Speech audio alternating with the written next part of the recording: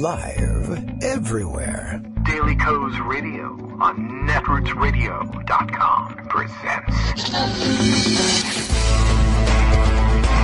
David Walton. Kagro in the Morning Show.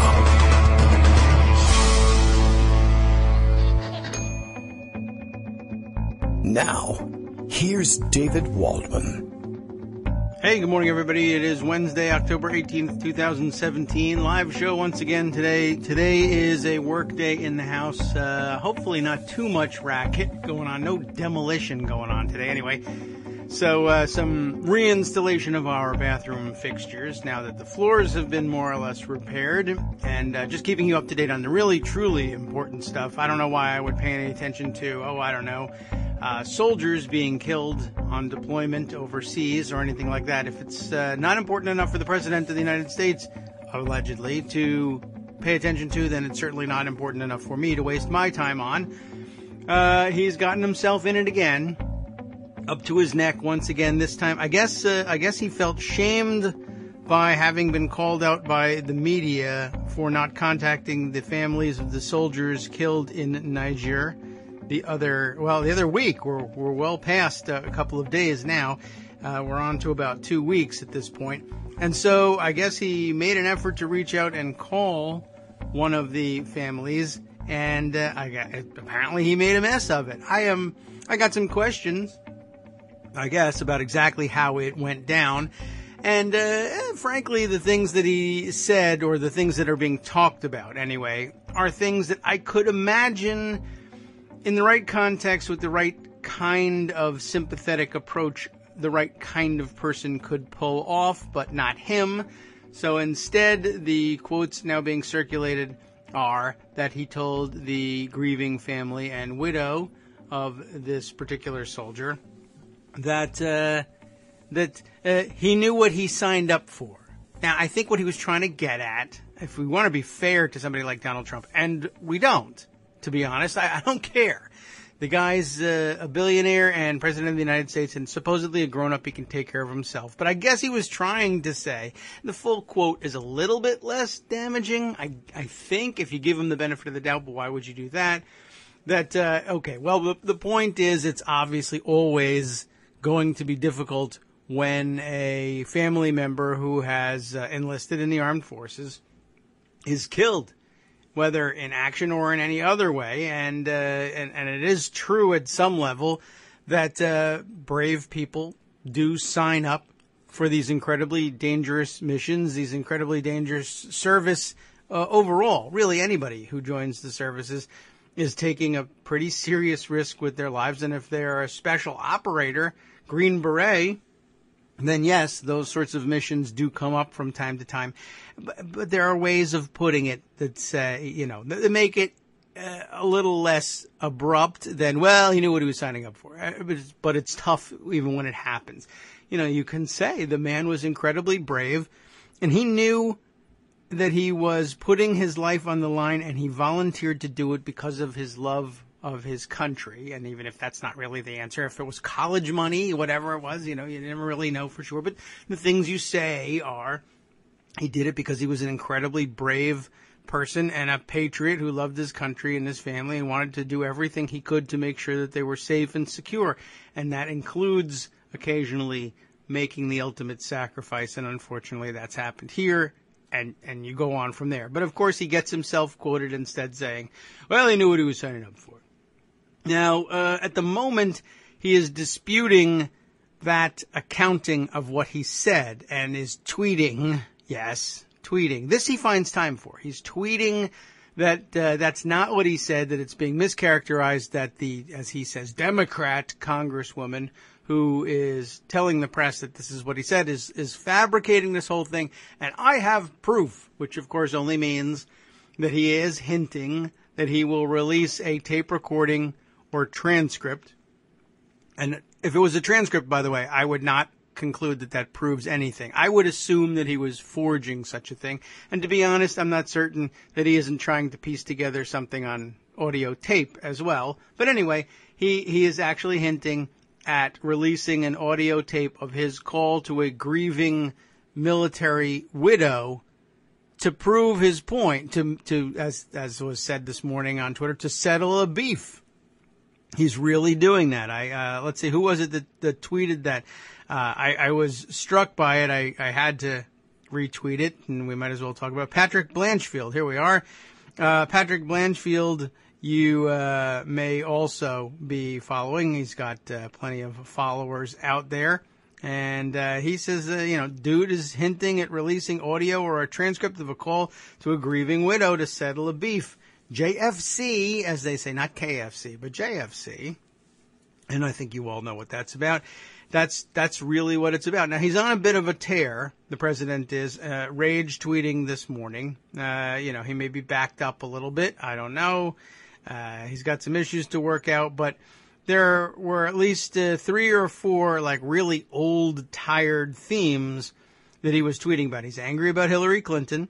He's insisting that James Comey was unfair. This one, he says, as it turned out, James Comey lied and leaked totally protected Hillary Clinton. He was the best thing that ever happened to her. Good observation here from Ken Delanian, who I don't know, but who is obviously affiliated with NBC News. I say obviously because he tweets as Ken Delanian NBC. And also, if you look at his profile, it says as much. Good observation. I could have sworn that the president's stated reason for firing Comey was that Comey was unfair to Hillary Clinton. What is he steaming about now? He's also, of course, this is like the most wild and blatant attempt I've ever seen to deflect from a stupid story about his having said something brusque and improper, apparently, to a military widow. He's on Hillary Clinton. The Democrats, they only want to raise taxes. They're never going to work on anything for tax reform, et cetera, et cetera. And then the NFL thing again. The NFL has decided that it will not force players to stand for the playing of our national anthem. Total disrespect for our great country. Nothing respects a country more, and nothing says more about freedom than forcing people to stand for the national anthem or say the Pledge of Allegiance, rather than protest. Of course, I love the genuineness that he's looking for here in all of this. But what can I tell you? He's also, upset that the press is on his back once again. He's genuinely surprised, it seems, that the press isn't on his side. He told Politico in a story being circulated on Twitter this morning, I thought after I won, the media would become much more stable. I thought you would become much more stable. The media would become much more stable and much more honest. They've gone crazy. And variously, I've had to respond to this thing. Well, one, you knew what you signed up for. And yes, I got pushback from very earnest Twitter. No, he didn't. I think he didn't know what he signed up for. And there's definitely some truth to that. I was just trying to be brief, witty, and snappy, but I think we could cover it all by saying he knew / didn't know what he signed up for / anything at all about what he was signing up for. I think to the extent that he is genuinely baffled by his treatment in the press, it may stem from the fact that he is used to having a certain relationship before he was elected. And before he was a candidate anyway. He is used to having a very pliant press. He would phone up a reporter and plant the story. And sometimes he would, he'd call and he'd say he was someone else. He would say he was John Barron, his own press representative, or John Miller. He occasionally used that name. And he would plant the story and he would expect that it would be taken down by the stenographers in the press and printed just as he dictated it. And it often was. And so I guess he just thought that was going to be the way it always was. But he forgets that during this time, when he was doing this stuff, he was someone who, he was important because he was rich and he put himself on television a lot. But he genuinely didn't matter. And the stories that he was circulating really didn't matter. Who he's dating, nobody really cares about getting that right or wrong, except insofar as you or your paper could be sued. But if Donald Trump calls you and says, I have a fantastic deal, or I made $1 bazillion, or I dated this or that model, if he's willing to say it to you on the record, you write it down and you print it, and who cares? Maybe it's right, maybe it's wrong, maybe he's lying. Ultimately, it doesn't make a difference. And I guess he really thought that sliding into the presidency, if he really ever expected that to be the case, was going to be the same. Surely he expected it to be the same as a candidate. The fact that a year of not exactly bad treatment in the press, I mean, they gave him every opportunity to speak to America for free and say whatever he wanted and never call him out on it. Maybe he didn't learn that lesson from the way he was treated during the campaign. I don't know. But I don't know what it takes to get through that skull. I know what it takes to get through the hair. I'm not certain you can get through the skull. But I think he never learned that there could be such a thing as a credulous press, because for 50, I don't know how long he was doing this, for 40 years, whatever he said got printed as he said it. And if he didn't like it, he could sue you about it, and now he can't. He doesn't really realize that. Lots more going on, of course. Greg Dworkin, though, is here to tell us about, I was just complaining about stories that didn't matter. I did the didn't. Well, let's get to the ones that do. Good morning, Greg.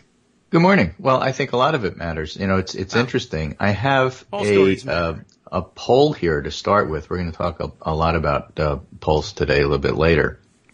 All right. But this is one from Morning Consult Politico out this morning. And it's rather chilling. There's some very good news polls out, but this one is rather chilling. Okay. I'm chilling. And relevant for this discussion because the title is 46% think media make up stories about Trump. Okay. Yeah. Voters diverge from the president on whether the federal government should do anything about it.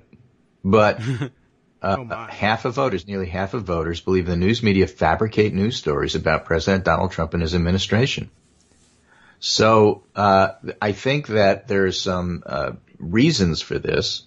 One, of course, is if you watch Fox News, those Fox News viewers, that segment of the population, that 35%, is just going to think everything is fake news because they're told that all the time. That's true. But I think that media brings it upon themselves by not willing enough to say Trump lies. Ah. And when you try to normalize the president and make it sound like, well, it's a he said, she said sort of thing, and so you could see it both ways, then you get the impression that, well, I don't really know what they're talking about. Yesterday, both the New York Times and the Washington Post, on this particular story, the military story, which I think is a huge one, because, this is one of those breaking point things that, no, this is not going to stand. Trump's already had to back off his claims about Obama and W.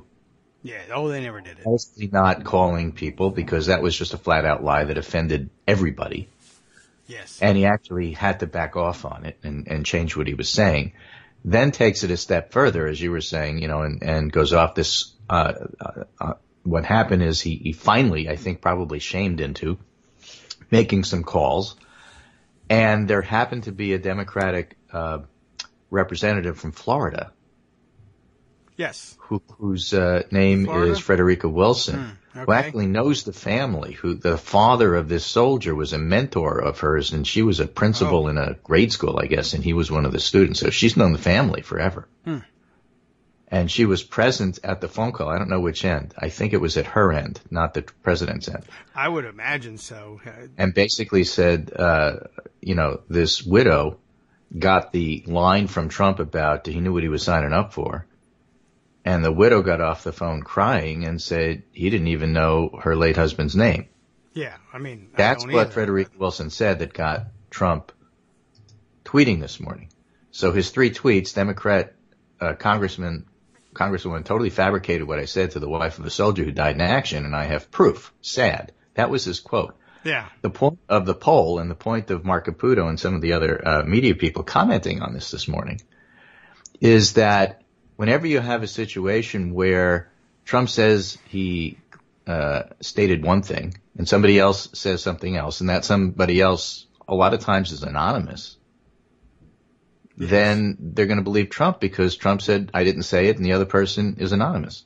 Yeah. And that's just, it works. And so that's part of the process problem stories. True. When you get out, Trump was wandering around the White House in his bathrobe yelling at pictures of Richard Nixon, or maybe that was Nixon, But when you have one of those stories that is coming from anonymous sources in the White House who are unwilling to go on record, it's easy to have Trump say, well, that's not true. And then his supporters say, okay, well, he said it's not true. Obviously, the media is lying. Yeah. And that's how you get in that situation. But you could avoid a lot of it, or at least mitigate that, make it a lot milder, less painful for media, if you were consistently going to label Trump's comments as false statements. If everybody was aware that he makes false statements, it's much harder for him to blame people for lying about him. Yeah. Or I guess at least you could they say didn't do that. They didn't do that since January. They didn't do that before the election. Right. Now they're reaping what they sow. Damn it. That's almost as if that were some sort of common phrase. It's a weird thing about sowing and reaping. Yeah, well, it's a rural don't have to reap try either, to stay in touch with our rural views here because there you go. We don't want to just be urban, right. metrosexuals, Right. You buy off the shelf what the supply chain puts there. I don't know what that means. It's something biblical. Okay. Reap the whirlwind, too. So, welcome back to our world, Josh Marshall says. Hope you had a good night's sleep. Trump had that quote about the Congresswoman. Yes. Then the NFL has decided that it will not force players to stand for the playing of our national anthem. Total disrespect for our great country. Yeah. By the way, yes. Just as a by the way, as we're talking about the NFL, I just saw this tweet happen to come by from ESPN, and it turns out the NFL ratings are down 7.5% from 2016 and 18.7% from 2015. And that's why the owners, I think, are sympathetic to hearing what the players have to say in regard to trying to make this as little of an issue as possible going forward. I don't think that the owners are interested in prolonging this by doing what Trump says. I think they would like the whole issue to go away. The players obviously want to bring this to people's attention, which is the whole reason they take the knee. I suspect the compromise will be players won't be out for the national anthem, so it won't be an issue. Yeah, I mean, then they could go back to the old way. Before, then they can protest after, everybody's happy, and then they can go play football. Yeah, they should just go back to the old way. There was I don't remember, I mean... That's not a difficult one, because it is the old way. Yeah, we read that they used to not be there, or at least out on the field for the national anthem, but I don't remember there even being the national anthem played. I guess it happened, but I don't go to enough stadium games. Yeah, I don't go to football games either. I suspect a lot of this stuff is post 9/11. Yes, probably. And I know that the armed forces at some point paid the NFL to do that. I can't imagine that. We're talking about millionaires and billionaires. I doubt very much that the military was paying enough money for the league or any of the owners to miss it if they just simply said, all right, well, then we're not going to pay you anymore. Okay, well, then we won't do the anthem. So the third tweet that Marshall highlighted from Trump was, as it turned out, James Comey lied and leaked and totally protected Hillary Clinton. He was the best thing that ever happened to her. That was your Kendallanian reference about, well, but that's not what you originally said. You originally said you fired him because he wasn't fair to Clinton. Right. Kendallanian is the crime reporter / national security reporter for MSNBC. And he often is on with Pete Williams covering stuff that happens, interviewing the FBI and so on and so forth. So I know who he is. And he's actually pretty good. He's also was a great relief pitcher for the Pittsburgh Pirates a while ago. Well, really? That's Candelaria. John Candelaria, I'm thinking. I'm sorry, go ahead. I thought he was that guy that was traded to the Yankees that Billy Martin wouldn't pitch, but, it's one of those guys. The Yankees won last night, so it's all good. Anyway, the thing that Marshall did in highlighting this is he wrote a really fantastic editorial, which is called "He's Poison." He is. And he goes over, the fact that if you lose somebody, if you're fighting, we've been fighting for, 15 years with a basic war that just never ends. Right. And there we go. Got to get rid of that auto playing music there. Yeah. And it's very difficult if somebody loses a loved one in the war. It's not that people die all the time. I got a Brandon Friedman tweet storm about that. Oh, yeah. But the fact is that people die, and it's horrible, and it is truly the worst thing that a president has to do. Both Bush and Obama, spent oodles of time at Walter Reed and other military hospitals talking to soldiers. But the point is they did all of this privately. This is a private thing. Yeah. Whether or not families want to hear from the president the first or second day after they've lost somebody, or whether they want to hear him a week later and never want to hear from him, is a personal thing. If enough people die, like during Vietnam, you can't possibly call them all. True. So Trump's reference about other presidents didn't call people. Well, you do selectively when it's a huge number, and then when it's a smaller number, and the number to date in Afghanistan this year is 11. compared to Obama's first 4 years, when it was 1,544 people, according to iCasualties.org, who keeps track of this thing. And the point is, it's difficult, but it's personal. It's normally private, and at most, both presidents, Bush and Obama, would make reference to it simply as the most difficult thing they had to do, which is absolutely true. The hardest part of the job. Very few of them recorded it and then released the recording. Trump comes along, turns it into a political football, and Josh Marshall's point about here is summed up in the last paragraph. That's the thing. Donald Trump poisons everything. It's like an abuser with a captive family. He poisons everything, inflames everything, destroys and degrades anything in his path for his own ends. Now he's doing it with a fairly sacred military tradition. Yes. No one gets out in one piece, Marshall says. He's poisoned. He's just poisoned. There's no other way to put it. He hurts the country every moment he's in office.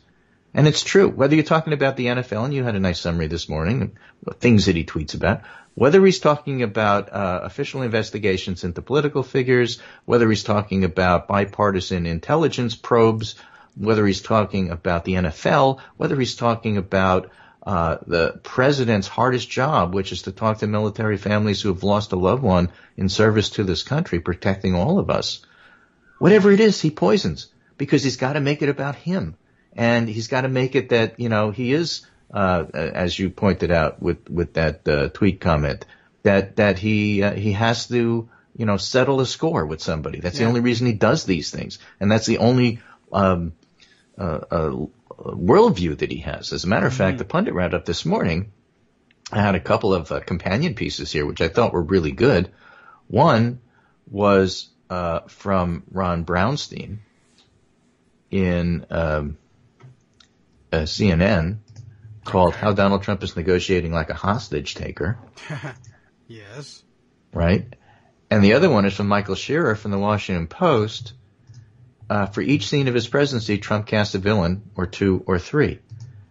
And basically, it's all about him making it about him, about this is that win-lose situation. He can only win if you lose. And there's no such thing, I think we talked about this on Monday, and there's no such thing as a negotiation that actually helps everybody. And the perfect example of that is what he's doing with these military families. This is not a political football. This is something you shouldn't touch. And there's genuine outrage here, both in and outside of the military. Here's a Vox story, a deranged animal. Trump's newest lie about Obama is causing fury inside and outside the military. Trump says he loves the military. His latest assault on Obama shows he doesn't. And then this just makes it worse. And with all of that, I have this Brandon Friedman tweet storm. Brandon Friedman is former Deputy Assistant Secretary for Public Affairs at HUD, guest columnist, New York Daily News. Let's talk for a minute about... denizen as well. Yeah. He knew what he signed up for, which is what Trump's comment was. There's often a misconception among non-veterans that service members sign up with the expectation that they may die. I did 2 tours in combat as an infantry officer, and I never met a soldier who thought dying was a reasonable result of their service. Take the numbers. Since 9/11, roughly 1 out of every 5,000 troops to serve in Iraq or Afghanistan died there. I'll say that again. 1 out of every 5,000. Dying in combat is neither common nor expected. But when things do get dicey, troops expect leaders at every level to do everything in their power to keep death from happening. Take roadside bombs. When they began killing U.S. troops, President Bush never said they knew what they signed up for. Instead, Department of Defense designated MRAPs, a concerted effort to keep more people from getting killed unnecessarily. And that's what keeps troops going. The knowledge that your life is valuable. It's not to be wasted. Air support is inbound. Today we say, I will never leave a fallen comrade to fall in the hands of the enemy. It's long been a thing in the U.S. military. Here's how Robert Heinlein characterized it in his 59 military classic, Starship Troopers. Besides that, you knew with utter and absolute certainty, and as long as you were still alive, the lieutenant would not get in the retrieval boat without you. After a KIA, killed in action, no one in the military ever says he knew what he signed up for. Instead, they reflect. What could we have done differently? How could we have prevented this from happening? No one shrugs death off as an inevitability. So when we have a commander-in-chief respond to a combat death with he knew what he signed up for, it tells us a few things. It tells us the president has no idea how the military works or what his role and responsibilities are. More importantly, it sends a message to his troops. If you're looking for support from the White House, you know what you signed up for. Yeah, huh. I mean... Which is to say, you ain't getting it. Yeah. Right? So the outrage is real. And this is not one that he could just run away from and say fake news. Not happening. Picked on the wrong institution for that. He's trying. Yeah, this is to me, this is Joe McCarthy picking on the Army. And it's not like we're going to have a Welsh moment where somebody's going to say, good God, have you, after all this, no decency. But this is not a fight Trump's going to win. Well, he has thought he was He going didn't to win it the against NFL. the NFL. He had to back off, and now he's complaining about it. Oh, we just went to the same thing. I did read last night also one other small twist to this, by which I mean a gigantic piece of the story, that when Trump tried to squirm out of this thing yesterday by saying, well, I heard that he didn't go. Somebody told me, I can't remember who, and then he said something like, the generals, ask the generals. And what did that mean? And it turns out that what it meant was that he must have had, Politico says, he must have had some kind of conversation with John Kelly, because Kelly's son was killed in service, and I guess he must have asked him, did you get a call from Obama? And the story broke last night that he didn't, in fact, get a call, though there was definitely personal contact about it. But they were more interested, and I think properly so, in the aspect of the story which says that Kelly was working very hard to keep this private, always. Yes, and that he must have had a private conversation with Trump. And once again, because he's poison, betrayed by Trump, Trump immediately went to the press and basically blurted out, John Kelly told me he didn't get a phone call, right. So there you go. Kelly, by the way, was at a Gold Star family event. Yes, with him at the table with President Obama. We got to take our break. We'll be right back.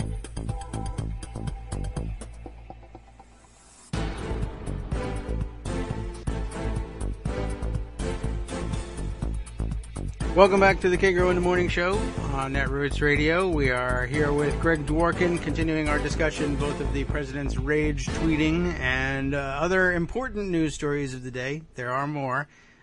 Let's see. We'll round it up, Greg. We will. Okay. Okay. Just checking. Yeah. All right. Well, now that you all know we're going to, really, okay. Do you need to stick around to hear it? Yeah. Why not? I don't think so I have this Fox News poll out of Alabama that's making some news. Roy Moore, Doug Jones, neck and neck in Alabama Senate race. Mm-hmm. Doug Jones, 42. Roy Moore, 42. Other 3, unsure, 11. Unsure. This is October 14th through 16th, Fox News. These are registered voters, not likely voters, plus or minus 3.5%. So it's a tie, but it's a tie that goes to Moore because likely voters tend to lean a little bit Republican here.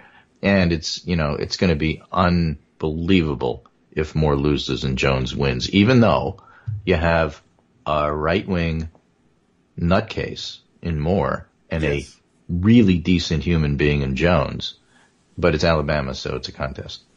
Well, always a coin toss for Alabamans between lunatics and genuinely nice people. But there are some really interesting things in the poll that I think are worth highlighting. Okay, the 53% of Alabama registered voters who are extremely interested or very interested in the race, Jones has a 1-point edge over Moore. Good. Yes. All right. Okay. Fair enough. And by the way, the election is December 12th.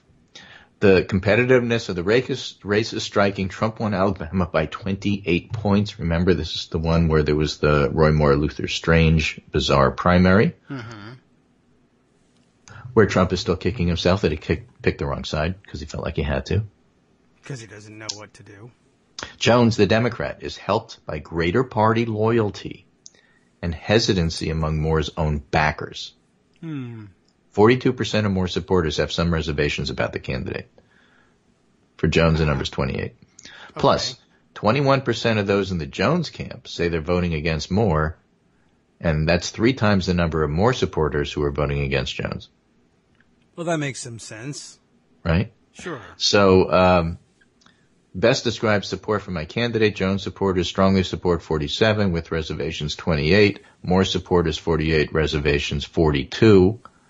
So they're doing it because why? Because party loyalty, 41%, and Christian beliefs, 20%, are voting for Moore. And then Jones, party loyalty 35%, and the belief more is extreme 32%. Okay. Okay? Yes. So it's pretty interesting. Party loyalty will only take you so far. And then if you ask, why are you supporting more? 51% say shake up Washington and the GOP, and 38% say it's a consistent vote for GOP. So this may make it look like, on the surface, well, they're just voting for him because he's a Republican, because they always vote Republican. Actually, more than half of them, 51%, are voting for more because they hate the Republicans in Washington. It's a fascinating dynamic here, which is fueling the idea that as insignificant as Steve Bannon is, some of his efforts, funded by the Mercers and maybe the Home Depot guy now, are going to be able to roil the Republican primary season and then maybe the midterms. Harry Reid's already said he thinks Democrats are going to retake the Senate, and he's not so sure about the House. Everybody else thinks it's the other way around. Huh. Both of them are we can't be sure about either one of them. But here's a fascinating one, and this was highlighted by Aaron Blake. The generic ballot shows consistent, significant Democratic lead, and in the latest CNN poll, it's a 16 point lead for the Democrats. That is enough to retake the House. We've been looking at 8 or 9, which is almost enough. This one's actually pretty good. And so the whole idea that none of this matters, it all matters. Here's a piece from McClatchy to finish up my segment this morning. I got to scoot out a little early. As midterms approach, GOP's own words are the Democrats' best weapon. Donald Trump's Obamacare repeal approach may hurt vulnerable people. The Republican Party will own the health care fallout. The GOP-controlled Senate is not getting the job done. These stinging criticisms of the Republican Party from the last week are from the GOP's own leaders. And the intensifying trend of Republicans rebuking Republicans is giving Democratic operatives all the material they need to start cutting the campaign ads they'll use to shape the 2018 congressional elections. Remember, you have an electorate who's primed to hate the people in Washington. And so when Democrats start using Republicans saying the Republicans in Washington suck, that's going to have some bite. Whereas normally we'd be looking for third-party validators like newspapers or newspaper editorials, it now feels like in some of these places we have a treasure trove of third-party validators from the Republican Party to use, said Jeffrey Pollack, a top Democratic strategist. The sort of war within the Republican Party is giving us countless lines of attack they use in campaign messaging. Just goes to show they love civil wars. Yeah, well, that's true, and they also like being on the losing side of a civil war. It's a habit. Yeah, so, we'll see how that goes. Here's one more. This is from CNN, the same CNN poll that showed the huge lead for the Democrats in the generic ballot, is that Trump has lost 20 points in terms of how do you handle hurricanes after Maria. Okay. Well, yes. Just in case people were wondering. I mention this because the line we've heard forever, and I realize that life gets compressed, like on the 4th day, January, after Trump was elected, right? How are his approval ratings so high? Well, actually, they were really low. And we keep saying, well, this is going to have to matter. And then you look at his ratings and he's always around 36 or 37, which are abysmal. Yeah. But they don't tend to drop too much lower than that. You begin to wonder. And then people start saying, well, none of this matters. Well, my point is that it all matters. You're just not seeing it because you're looking for it in a compressed time frame that's kind of artificial. I get you. It's not going to be 0 tomorrow because of what he said. Yeah. All right. W didn't fall that much from Katrina, but it certainly changed the narrative and how people thought about him. So is this military flap that we were talking about this morning, which is more than a flap. It's poison. Trump is poisoning everything, and come November 2018, it's all going to matter. He's going to turn around and get Bob Corker's support? I don't think so. He's going to get McCain's? I doubt it. You just can't turn around this stuff and say, oh, well, none of it matters because it's all fake news. I hope not. It doesn't work that way. It's never worked that way. It still doesn't work that way. Now, I grant you that our media hasn't wrapped its head around that completely, but some of the more astute people have. and they look at it and say, this is having an impact. You want to see where the polls have an impact, and you look at response to Marie. You look at somebody like Roy Moore in a tie in Alabama, which is just unheard of.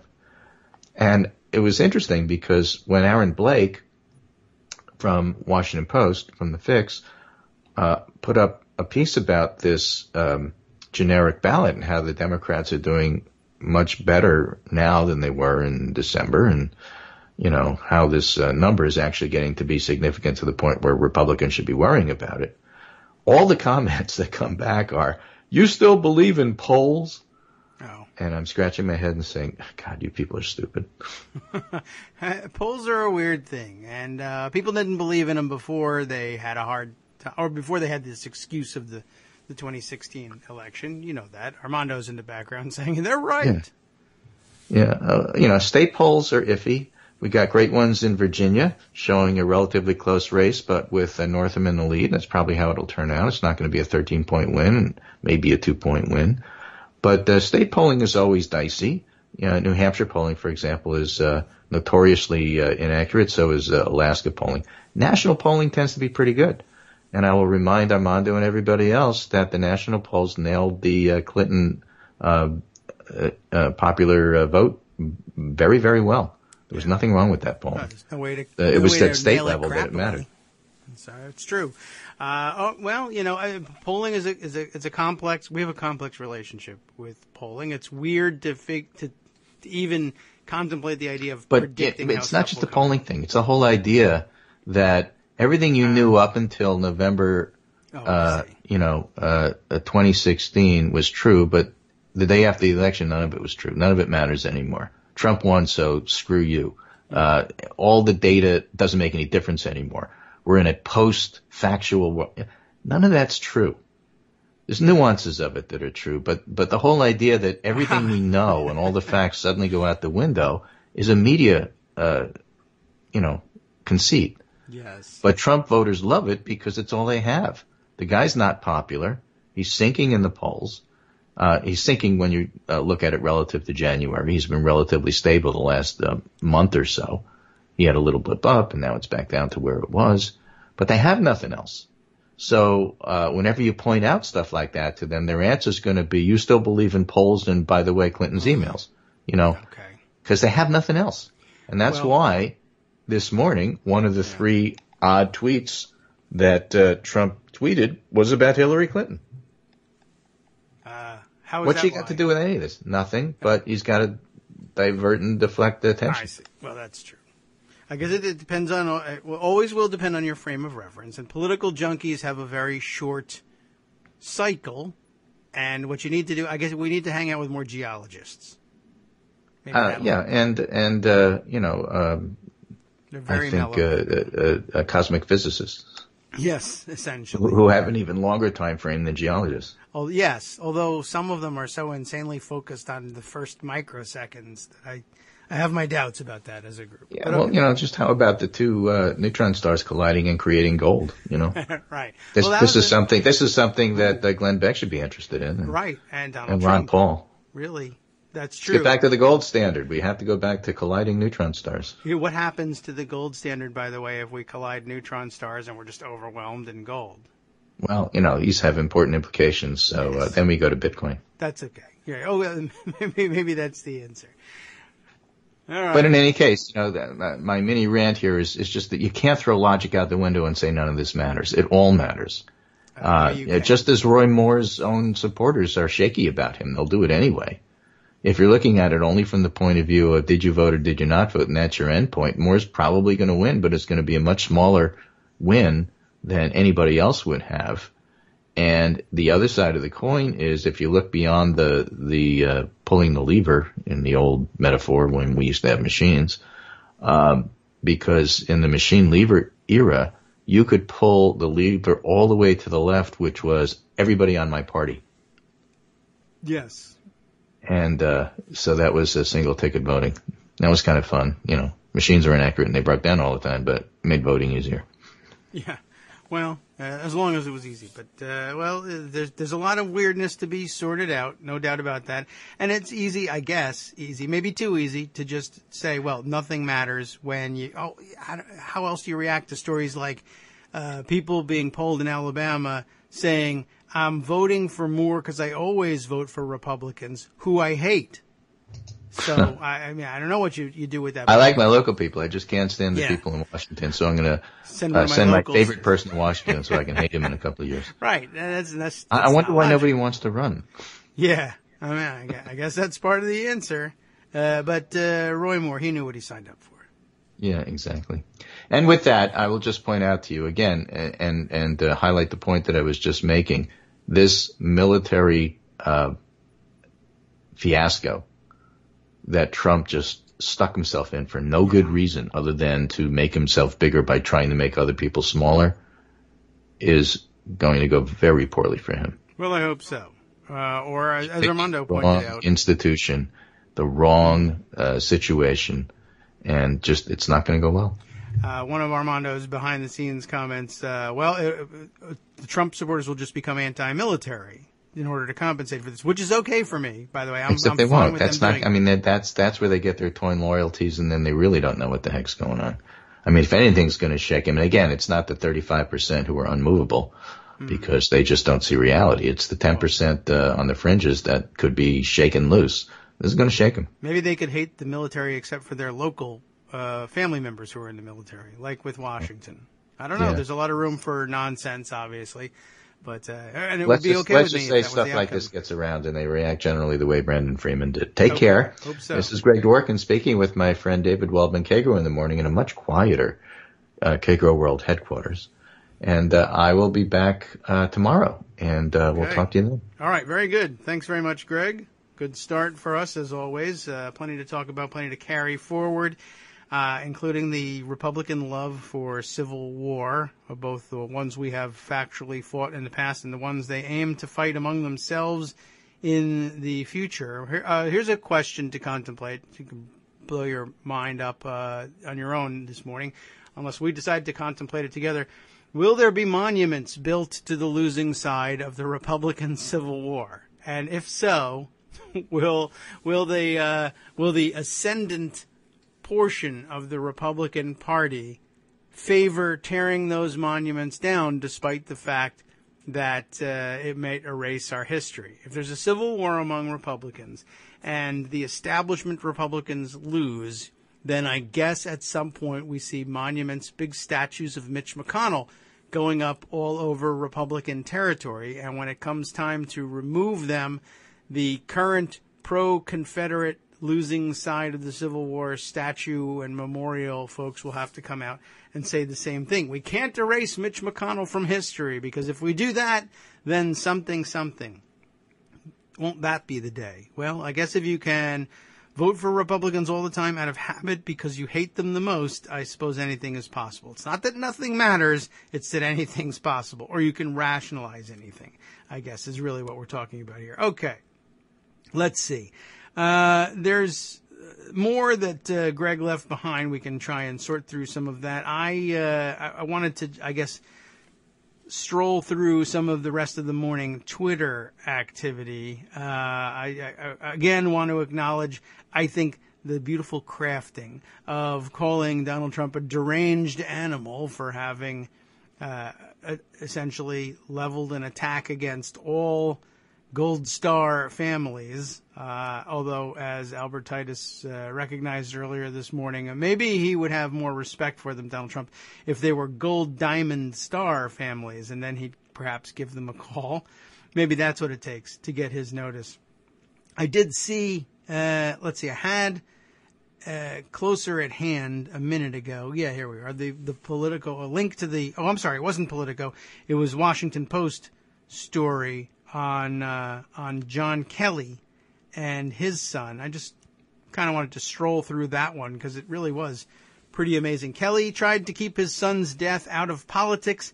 Trump had other ideas. I think this explains a lot of what we're seeing this morning. The piece here is written by Ashley Parker, And it goes like this. For the past 7 years, General John F. Kelly has gone out of his way to keep the death of his son free from politics. He did not talk about him when, just 4 days after his death in southern Afghanistan, Kelly found himself commemorating 2 other Marines killed in combat in a moving speech in St. Louis. In fact, according to a Washington Post report, he specifically asked the officer introducing him not to mention his boy, First Lieutenant Robert M. Kelly, who was killed instantly when he stepped on a landmine while on patrol in 2010. Just last month, Kelly slipped away from the White House to attend a Marine Corps scholarship golf tournament in his son's memory with little fanfare or attention.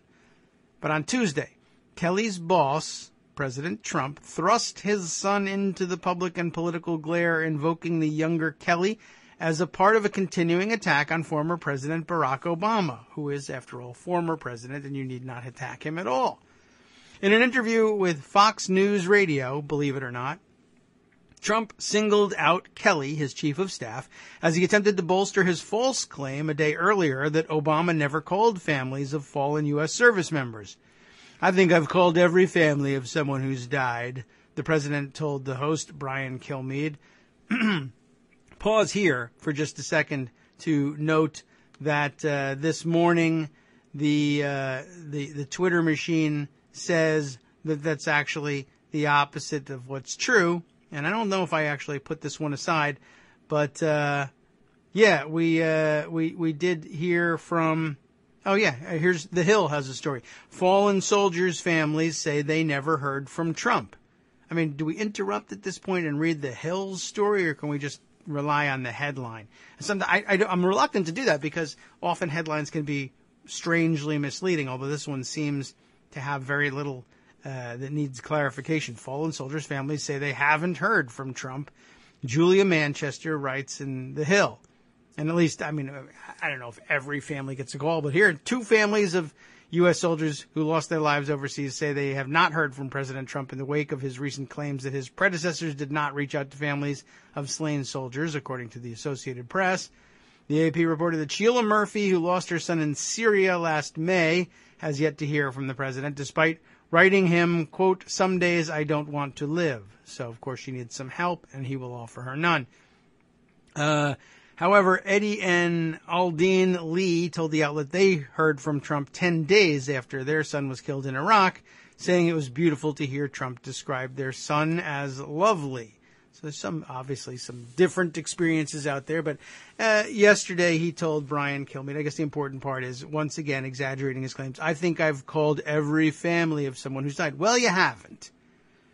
Anyway, he continues on, as far as other representatives, I don't know. You could ask General Kelly, did he get a call from Obama? And that's where it comes out. Okay. The remark, which was almost immediately derided by Democrats and Obama allies as politicizing a tragedy, was unplanned. And here's the key insight, I think, to all this. Said 2 White House officials who said they were caught off guard by Trump's comments. One said Kelly may have mentioned some details surrounding his son's death to the president in private, and the president then repeated them in public, a relatively frequent occurrence with Trump. That's part of the problem. He's poisoned. He has no understanding of other people's feelings. He's a sociopath. He doesn't know what he's doing. I mean, even if you said keep it private, he probably wouldn't. But these are things that basically you really don't even need to say, well, can we keep this between ourselves? It's pretty obvious. But no, not to Trump, because he can't read anything. The president's casual assertion sent both sides scrambling to recount their own version of events, underscoring again that in Trump's White House, almost nothing is off limits and just about anything can be used to score political points, or at least the president imagines that to be the case. It just often backfires on him. And he doesn't know it. It backfires, it blows up in his face, and he says, "Win, I won, winner, winner, that's me. I did it, I scored political points." You didn't. Everyone else scored on you. You got dunked on. I scored, yay. So, let's see. Leon Panetta, former defense secretary under Obama and former White House chief of staff under President Bill Clinton, said Trump's comments were below the dignity of the office, if there is any. "I just think it demeans the presidency when you use John Kelly and his son, both of whom are patriots, to back up his excuses for whatever happened, Panetta said. I just think it creates a sense that there is no sacred ground for this president, and that's clearly true. A White House official, speaking on the condition of anonymity because he was not authorized to discuss the matter publicly, said Kelly did not receive a call from Obama at the time. But in May, and I guess I'll remind you at this point, President Obama never said, "I've called every family." It would be ridiculous to do so. So, of course, he didn't. And, of course, Trump did say he did that. And, of course, Trump didn't actually do what he said. So, as Greg mentioned, in May of 2011, Obama hosted a breakfast for Gold Star families. That is, of course, those who had lost a family member who was in uniform. And Kelly and his wife attended, according to White House records. A person familiar with the event said the couple were seated at then First Lady Michelle Obama's table. A former Obama White House official, meanwhile, flatly rebutted Trump's initial claim that Obama never, and he later backpedaled to suggest rarely, called families of military lost during his administration. President Obama engaged families of the fallen and wounded warriors throughout his presidency, through calls, letters, visits to Section 60 at Arlington, visits to Walter Reed, visits to Dover, and regular meetings with Gold Star families at the White House and across the country, the official said. Kelly, who became the highest-ranking military official to lose a child in Iraq or Afghanistan, watched both his sons follow him into the Marine Corps. When Robert died, Kelly and his sons had participated in 11 combat tours in Iraq and Afghanistan combined. But Kelly has been private about his son's death, even though both his and his son's military service clearly informs his thinking on White House foreign policy and national security decisions, which to him are not merely intellectual exercises, several White House officials said. Kelly had previously resisted White House efforts to link children's deaths with politics and policy. Earlier this year, when Trump ordered the Department of Homeland Security to establish the Voice Office, remember, the Victims of Immigration Crime Engagement, Kelly, then the Homeland Security Secretary, at the rollout of the office, tried to push back internally against efforts to highlight, quote, angel moms and families whose kids were killed by undocumented immigrants, one department official said. The families were featured, of course, at the event, but did not have a speaking role. The official said Kelly is very sensitive to his son's death being politicized and recoils at attempts to politicize parents and families in this manner. So I guess he's recoiling all day today. Still, Kelly has spoken publicly about his son before. That's true. He participated in a 2011 Washington Post profile, largely, he said, to highlight the lives and challenges of military families. Even then, however, his reticence emerged. When first approached about the story, he replied in an email, "We are only one of 5,500 American families who have suffered the loss of a child in this war. The death of my boy simply cannot be made to seem any more tragic than the others." Since joining Trump's West Wing team, Kelly is almost always at the president's side for public appearances, but he was notably absent Tuesday from a Rose Garden news conference with Trump and the Greek prime minister. The White House offered no explanation on why Kelly was not in attendance. Okay, there you have it. I guess we're left to speculate about why he wasn't in attendance, and I don't think it's a hard thing to do. Let's see. I should take a quick look at the Twitter machines and see if there are some interesting comments waiting for us. Let's see.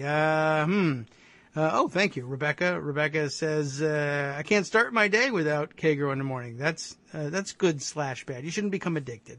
I'm not opioids, but yeah, we're glad you're around. Let's see. But there are a couple of comments and story ideas being, let's see.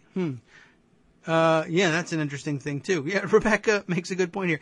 John Kelly's son had a wife. She would have gotten the call, not Kelly. Although you would assume that at some point the president would have made contact, and he did, because he invited them to the Gold Star Families event at the White House.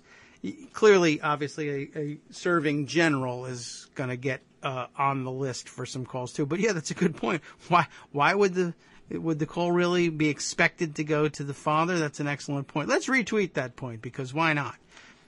You should all take a look at that one. Let's see, but there's a couple other story ideas here.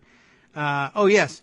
This one did make my radar the other day. It's just you can't fit everything in, but thanks for bringing it up again, Rebecca. This is a good excuse to bring it up. A raw story coverage of this one. I think I saw it covered elsewhere, but the story is a local brewery offering free beer to customers who, as Raw Story's headline puts it, help ruin neo-Nazi Richard Spencer's upcoming speech. As I recall, the story was if you could trade unused tickets to his speech in Florida, is that where he's speaking, for free beer at the brewery. I thought that was a pretty brilliant diversion myself. Excellent idea. And then a couple of stories that she's suggesting. But, of course, it's time for us to play our fantastic dramatic outro music, indicating that we are coming up on our second break at the top of the hour. And, of course, our second hour of the show today on Wednesday, when we expect to hear from Joan McCarter shortly. So we'll hold Rebecca's story ideas and others for after the break and be back in just a minute. Short break.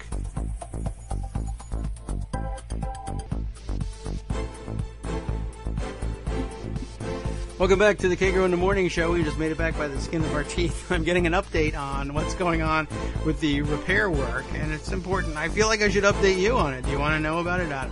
I'm not going to complain about all the things going on in the background. It's relatively noiseless. I've got that going for me, which is nice. But, well, you know, work sucks. Try to avoid having to do it or doing it or having to have it done or having someone else do it for you. Just basically relax and do nothing. Okay. Let's see. Oh, and a good point here, by the way, in response to Rebecca's point about John Kelly not necessarily being the correct end point for such a phone call. But Jude DeShiel here pointing this one out. Somebody got a call. Otherwise, how would John Kelly have known to show up at that Gold Star breakfast to be honored? I guess that's true, too. It's a good point. We'll retweet that one just to add to the confusion and keep Donald Trump busy for the rest of the morning. All right, let's see. What are your story ideas today, Rebecca? Let's take a look. I don't know. Why not? We should all decide on the air, live and in real time, whether or not we're going to dive into these things. Let's see. Here's a scoop being retweeted by Rebecca by Emily Singer. Although I guess Emily Kahn got married, and she's now Emily C. Singer. Scoop: Army bans green card holders from enlisting, a move that may break federal law. Yeah, one of the stories not covered. Maybe we didn't cover it yesterday because it hadn't happened yet, but it did happen after the show. A new Ninth Circuit, it wasn't at the appeals court level, but from the Ninth Circuit, so, you know, one of the Western Federal District Court judges blocking, once again, Muslim ban 3.0, and pretty well slapping it down. So the third time was not the charm for Donald Trump. But I guess in addition, I don't know if it was related to the fact that his ban was struck down, but yeah, another of his stupid immigration ideas, barring green card holders from joining the Army, which is a bad idea on a number of levels, not the least of which is we get an awful lot of recruits that way, although I've always been slightly uncomfortable with that. It's a little strange to offer. I mean, it makes a certain amount of sense. If you're willing to serve the country in the military, then sure, you should be on the fast track for permanent resident status and then permanent citizen, naturalized citizen status. I guess it's only fair. Although, I don't know, it feels a little bit like coercion, but if you know what you're signing up for, I guess it's going to be okay. But it doesn't matter because it turns out it may break federal law. Perhaps we would be interested in finding out about why it breaks federal law. Although I wouldn't put it necessarily at the top of the list, but I will include it in the roundup so that we can all be clear on that one. But let's see. What else have you got here, Rebecca? This is not a rejection of the story. It's just to say there's so many things going on, and I want to get to the other thing here. Oh, here's another piece here. asking the question, is this accurate? It comes from Ezra Klein, so I guess it's always worth asking. And we'll have first we have to start with a 500-word article on what does the word accurate mean. And then the word this as well. Let's see. Ezra says, law professor Abby Gluck argues that given Trump's legal obligation to, quote, take care that the laws be faithfully executed, and his public statements that he is trying to kill Obamacare, lawsuits by individuals and states harmed may now be in order. I don't know that it helps or hurts. I mean, it helps make the case that he would be in violation of the president's supposed legal obligation to take care that the laws be faithfully executed. Although I'm not certain how much weight courts really give stuff like that. Quite honestly, they're not particularly thrilled with,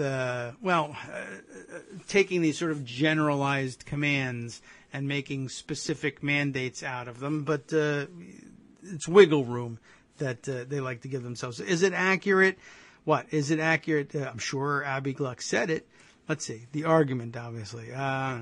Given his obligation to take care that the laws be faithfully executed in his public statements that he's basically not going to do that, would lawsuits by individuals and states harmed now be in order? I don't know if it'll change anything with regard to standing, and that's probably the biggest weapon that Trump's government has against such lawsuits. I don't know that it really, it doesn't. I mean, I'll hedge a little bit because you never know what they're going to come out with and what kind of reasoning they're going to come up with, especially on a stupid issue like standing.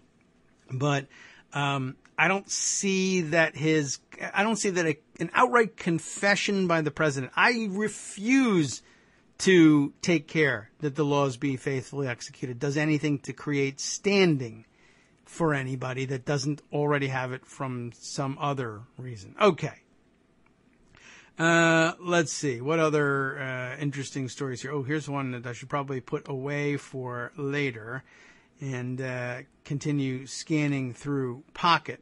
But it's 10:05, by the way, and I guess we'll likely hear from Joan McCarter at some point in the near future. No rush, Joan. She's very often monitoring these discussions. But let's see.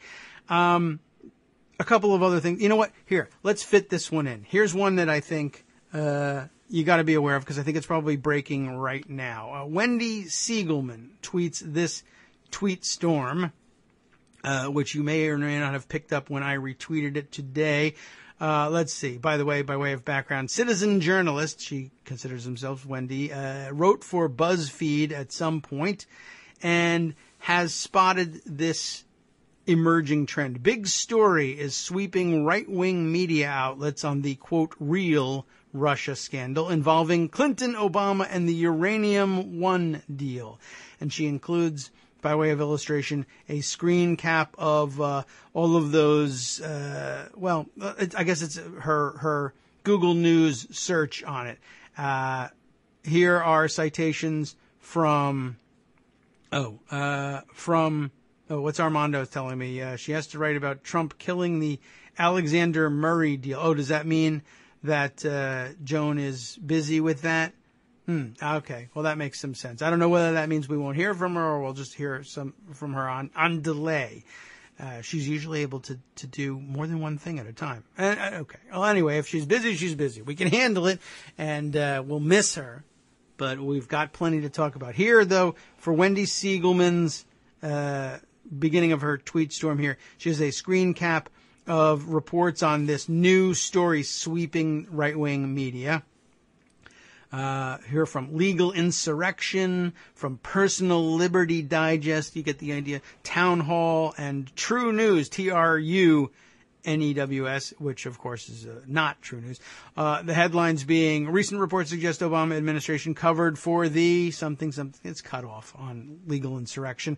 The real Russia scandal is a Democrat problem, says number 2 here. Town Hall has, with bribery, Russian nuclear officials made Bill and Hillary Clinton Report. FBI knew about Russian Uranium One kickbacks. What's this all about? Wendy explains. The Hill published this piece this morning, and a slew of related articles have appeared at the same time. The Hill's article is FBI uncovered Russian bribery plot before the Obama administration approved a controversial deal in 2010 giving Moscow control of a large swath of American uranium. The FBI had gathered... Wendy continues, the story describes Russian nuclear industry officials involved in a bribery scheme in the U.S. before the Obama administration approved a 2010 deal. It is illustrated with this clip.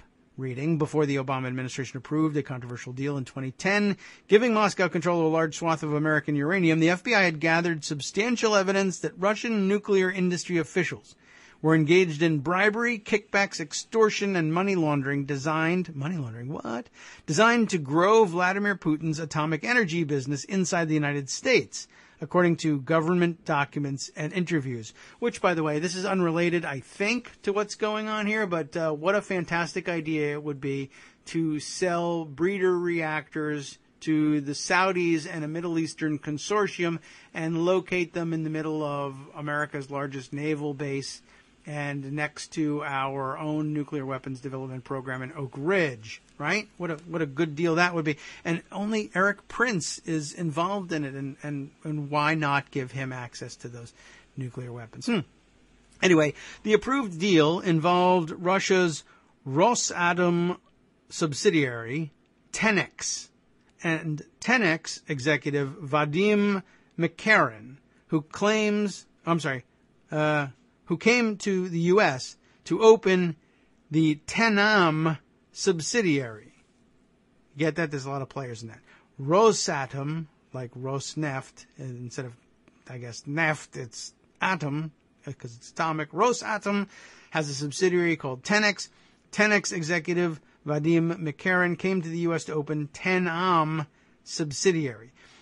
The clip here reading, in 2011, the administration gave approval for Rosatom's Tenex subsidiary to sell commercial uranium to U.S. nuclear power plants in a partnership with the United States Enrichment Corp. Before then, Tenex had been limited to selling U.S. nuclear power plants reprocessed uranium recovered from dismantled Soviet nuclear weapons under the 1990s Megatons to Megawatts peace program. Sounds like it's like a good idea at heart, right? Recycling your nuclear weapons into nuclear fuel for hopefully more peaceful purposes. But you know what? That does give you the creeps, especially now with the trouble we're having with Russia. For a while, we thought everything was going to be cool. Now Russia's post-communist. We're all going to be friends. Russia is our friend. People, we had it in mind. We didn't necessarily buy into it entirely. But the idea of, well, how about if your nuclear power plants all across the United States all are fueled by recycled Soviet nuclear weapons? Sounds like a good idea. It's almost, it's not exactly swords into plowshares, but megatons to megawatts gives it a nice ring, right? And then I guess if you look back on that now and say, why did we agree to accept these radioactive packages and install them in population centers across the United States, given that they were made from recycled Soviet nuclear bombs? Again, I didn't ask that at the time, but now that they've all exploded and splattered us all with dirty bomb radiation, I was wondering, when did we think this was a good idea? Thankfully, that hasn't happened yet. Anyway, back to Wendy Seacombe. No point in doing my own senseless speculation when Wendy has much more sensible speculation. But speculation it is. But pretty well fact-based, I must say. This stuff gets interesting. So, Vadim Makarin. Vadim Makarin was found guilty in 2015 of money laundering and violating the Foreign Corrupt Practices Act. A link is given here to the Justice Department news release saying Russian nuclear energy official pleads guilty to money laundering conspiracy involving violations of the Foreign Corrupt Practices Act. It's a detailed release. I don't know that we necessarily ought to spend the time right now on the air going over all of the details, and news releases don't often have the real dirty, nitty-gritty stuff involved in them. But suffice to say that he pled guilty to a money laundering conspiracy in violation of the Foreign Corrupt Practices Act. Wendy continues by saying, the right-wing media now seems poised to blow this story up. It not only includes Clinton and Obama, it also includes Mueller and Comey. And here's a piece of the clip here. The connections to the current Russia case are many. The McCarran probe began in 2009 when Robert Mueller, now the special counsel in charge of the Trump case, was still FBI director. And it ended in late 2015 under the direction of then FBI Director James Comey, whom Trump fired earlier this year. That's a pretty tenuous connection, but okay. They were both head of the FBI at the beginning and then later the end of the development of this story. So, here's a fun fact Wendy gives us. The lawyer, this is where it becomes really interesting. The lawyer who represented Rosatom, the Soviet or the Russian Atomic Energy Corporation, right? The lawyer who represented Rosatom against allegations related to McCarran was Scott Balber. And here is an inclusion from the International Business Times, I believe. Let's see. McCarran, it says, is currently in a Maryland prison. He was living in Maryland at the time. A Maryland prison waiting for his trial. He was arrested on October 29th, 2014, and was charged for asking bribes from a lobbyist, reports RT News. Whoops, RT. Gee whiz. Okay, I guess we're supposed to believe that. The 55-year-old Russian has entered a plea of not guilty, at least for the time being. Later on, he pled guilty, of course. Interesting enough. Then the highlighted part. Attorney Scott Balber of Herbert Smith Freehills LLP, the lawyer representing Rosatom's civilian nuclear division, said the company is conducting an internal investigation on the matter. He added that no evidence was uncovered that the alleged misconduct involved company officials. So it's Scott Balber's job here to say, I guess, that McCarran did what he did on his own and not as a representative of the company. And if you caught him bribing people, it wasn't because Rosatom had a policy of bribing people, but because McCarran was a rogue actor. I guess that's what he's trying to say. Balber and Rosatom subsidiary Tenex was the victim here, according to Balber, right? And no other Rosatom officials were involved besides McCarran. That's what they were arguing. Here in a clip from another linked source, Scott Balber, an attorney with Herbert Smith Freehills LLP who represents Tenex, said, "It's been our position Tenex is the victim of the alleged scheme." He said the company is cooperating with the Justice Department's investigation and other Tenex officials weren't involved with the alleged misconduct. Authorities haven't told the company of anyone other than Mr. McCarran that they believe to be involved in the alleged scheme, Mr. Balber said. So, Wendy continues, I tweeted about Scott Balber representing Rosatom subsidiary Tenex in July. And here's the tweet. The firm McCarran worked for Tenex was a wholly owned subsidiary of Rosatom, which Scott Balber represented. And there's a whole embedded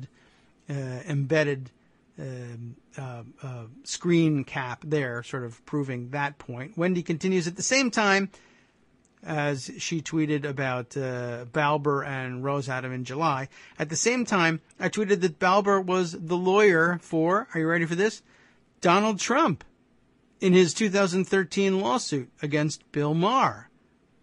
And here's the tweet. Lawyer Scott Balber coincidentally was Donald Trump's lawyer in 2013 in the $5 million lawsuit against Bill Maher. And there's more. Scott Balber was also the lawyer for the Miss Universe organization. Yeah, that's true, and that's Trump-related, but Sure, okay, so he worked for the Miss Universe organization, and that's how Trump got to know him, and then he used him in the lawsuit in the same year against Bill Maher. But really, okay, these things can happen, right? What about this one? Scott Balber was also the lawyer for Aras and Amin Agalarov and Ike Kavaladze. Does every name there ring a bell for you? That's right. That seems so odd that he would be involved in all of those things. But then again, Aras and Amin Agalarov were involved in the Miss Universe pageant being moved to Moscow in 2013. Man, there's a lot going on in 2013 among a bunch of Russian people and Scott Balber. And he's got an interesting variety of clients, too. Is everyone, by the way, familiar with the extraordinarily famous and well-known internationally firm of Herbert Smith Freehills LLP? Because if you don't know about them, sign me up, because I don't know anything about them either. I don't move in those circles necessarily, but is it odd that a firm with a name recognition like that, if they have it at all, has such diverse clients as Amin Agalarov, the Miss Universe organization, Donald Trump in a suit against Bill Maher, and the Russian Atomic Energy Agency, essentially. I mean, boy, that's a weird collection of clients. It's almost as if there was some sort of wheel of which Donald Trump was the hub and all of these other people were the spokes. And, of course, those of you who've had criminal law or training in RICO background and conspiracy trials will recognize the terminology, the hub and spokes of the wheel. But I'm just using it as a metaphor. I'm not specifically accusing anyone of anything. So, Balber is the lawyer for Rosatom. He says they've done nothing wrong, but he's also the lawyer for Donald Trump, also the lawyer for Amin and Aras Agalarov, also the lawyer for the Miss Universe pageant, also the lawyer for Ike Kavaladze, the underworld figure connected to the Agalarovs. So now, Scott Balber represents several people also involved in the Donald Trump Jr. meeting from last year. Perhaps the biggest story of possible Trump-Russia collusion. Wow. Why not throw them in the mix too? Scott Balber, he's everywhere. He's the Forrest Gump of the legal industry. And Scott Balber represented, of course, we now find out, Rosatom subsidiary 10X in the McCarran scandal, now being covered as, inexplicably, a Clinton-Obama Russian collusion story. Perhaps this is coincidence, Wendy suggests, but it's interesting that Scott Balber is connected to two of the biggest Russia collusion stories. The end. Well, that's a hell of a thread, and it looks to be pretty well backed up, too. And I guess as this is a currently exploding story in the right-wing media, you might as well be prepared as prepared as possible for it. And I'll share that thread with you, of course, through Scott's afternoon summary. Although I guess, well, okay, we'll make sure that it's there, and you'll be able to pick it up there and use it as necessary. Okay, Armando has been updating me on a few items in the background here. Let's see. I guess one, the story of that Joan's working on, having to write about Trump killing the Alexander Murray deal. Let's pick up on the tweet on that one. I guess that's from this morning too. Yeah, I guess after we started the show, more rage tweeting from Donald Trump. I am supportive of Lamar Alexander as a person, and also of the process, but I can never support bailing out insurance companies who have made a fortune with Obamacare. I guess that's his excuse for deciding that he was against it. And then that did come up early this morning in some of the, I guess he hadn't rage tweeted about it yet, but I guess he had given some early indication that that he was not going to go along with the plan.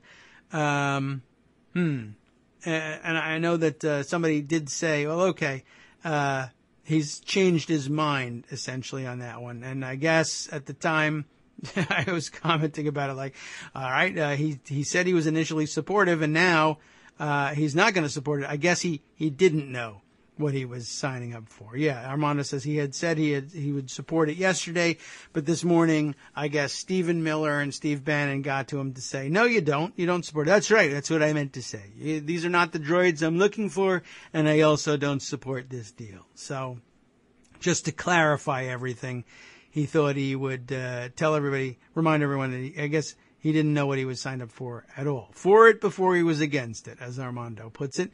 Let's see. There was more here, and let's see. Oh, is this the Kyle Griffin on the case? He's always on the case with the tweets here.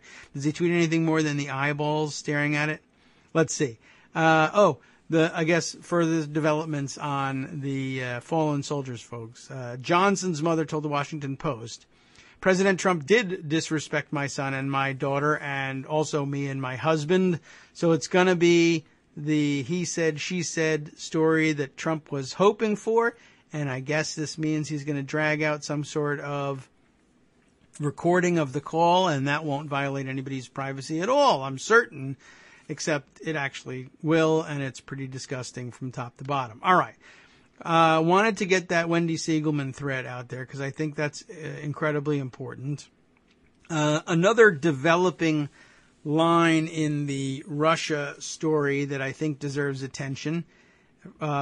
Everybody beginning to report on this one. The original reports came from out of Russia. I guess some sort of opposition investigative journalism operation. I don't know if it's the one that we keep having to come back to that is run by the opposition candidate running against Putin for president of Russia. But let's see. The Guardian was the first one I grabbed. The Guardian and BuzzFeed both have stories on this one. Russian troll factory paid U.S. activists to help fund protests during the election. I guess a further substantiation of the Russian interest in shaping events on the ground in the U.S. election and intervening directly. The Guardian's Sean Walker, reporting from Moscow on this one, does the translation work that's necessary, I suppose. Russian trolls posing as Americans made payments to genuine activists in the U.S. to help fund a protest movement or protest movements on socially divisive issues, according to a new investigation by a respected Russian media outlet. On Tuesday, the newspaper RBC, I'm not certain what that is, but the Guardian says it's a respected Russian media outlet, and I have no reason at the moment available to me to disagree.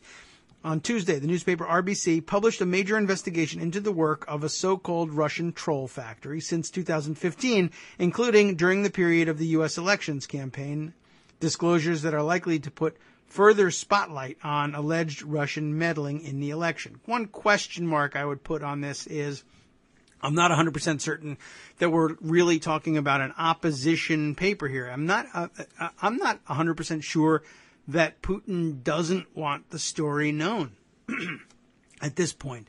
It may be a point of pride for him, and he's not embarrassed at all by it. BuzzFeed, reporting on the same story, put their headline this way, just to get things more succinct here. These Americans were tricked into working for Russia. They say they had no idea.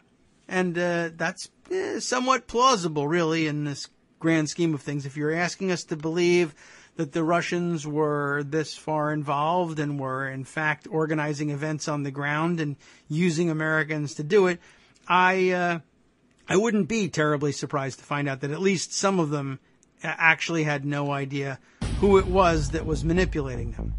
That music, of course, means it's time for our final break for station identification, but we'll see how far into this story we can get in the final segment. But very interesting, of course, with the Russian troll factory we're talking about, once again, the Internet Research Agency. Just drip, drip, drip, really, day after day, more stories about what they were doing to manipulate American politics. We'll be back after this.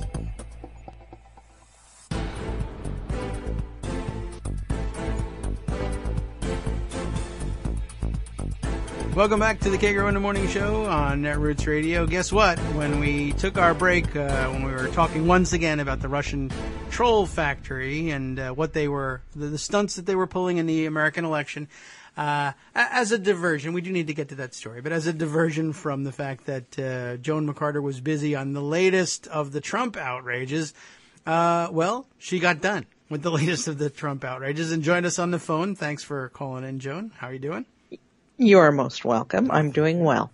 Good. And are you sufficiently outraged, or do you feel better having written the story? Well, the outrage really is the phone call with the widow. I mean, that is outrageous. That is true. This story is just kind of weird, and it's... I'll settle for weird. That's an improvement. It is. It is an improvement, but it's also really frustrating. Yes. It's, of course, with the bipartisan deal that Lamar Alexander and Patty Murray, the chairman and ranking member of the Senate Health Committee, announced yesterday. And what's pretty darned remarkable is that it is not bad at all. The deal. The deal. Okay. It's quite good. It restores funding that Trump has taken away from both the cost-sharing reduction payments to insurers and also to enrollment outreach. Okay. For the next 2 years, for 2018 and 2019. So it funds the CSRs for 2017, 2018, 2019, although it might be a little late for 2017. And then the flexibility it would offer for states was going to be the rub. That was the thing we were all worried about. Was it going to say states could just say, no, we don't actually have to offer all of these essential health benefits in our plans? It doesn't do that. It protects the core essential health benefits that the ACA regulates. Okay. So that's all still there, but states might have some different ways of structuring their plans in order to get that done. Mm-hmm. And it would also allow the sort of catastrophic copper level plans, the ones where you have a high deductible and low premiums. It would allow those to be sold to people over age 30. That was a plan intended mostly for the so-called young invincibles, but now everybody would have access to them who was, willing to take that chance. Right. So nothing in there from a policy side that was discouraging. Okay, here's where the weirdness comes in. Trump pushed Alexander, according to Alexander, to make this deal. In Alexander's words, he engineered it, and he insisted that he involve Senator Murray with it all the way. Okay. Said this has to be bipartisan. Okay. This morning, Trump called Alexander to say, hey, good job, encouraged him in it, and then within minutes, apparently, within the hour, tweeted out I am supportive of Lamar as a person and also of the process, but I can never support bailing out insurance companies. Okay. Okay. That is Last night, Trump was taking credit for having forced this negotiation. So that's true. I didn't realize really what I didn't know what he was talking about. In fact, he said a different kind of fix is needed, but he commended the work of Alexander and said that this is going to be a short-term deal that he is involved with in order to get us over the hump, over the intermediate hump, which means giving Republicans time to pass their horrible block grant thing. Okay. So in 24 hours, he went from from engineering it, from being totally behind it, from encouraging Lamar on it, to being opposed to it. Yeah. I mean, so, we've got to go back and see what was on Fox and Friends this morning. I guess so. Because that's the only answer. Either that or, it has the feel of something that one of the Stevens might have talked him out of at the last minute. And again, another Possibly. example of, but Miller is mostly dedicated his time to immigration issues. He hasn't been super active in healthcare, as far as I know. Bannon, on the other hand, I mean, it has the feeling of like one of those things where there's been no real serious distance put between Bannon and the White House, despite the fact that Bannon is sort of campaigning.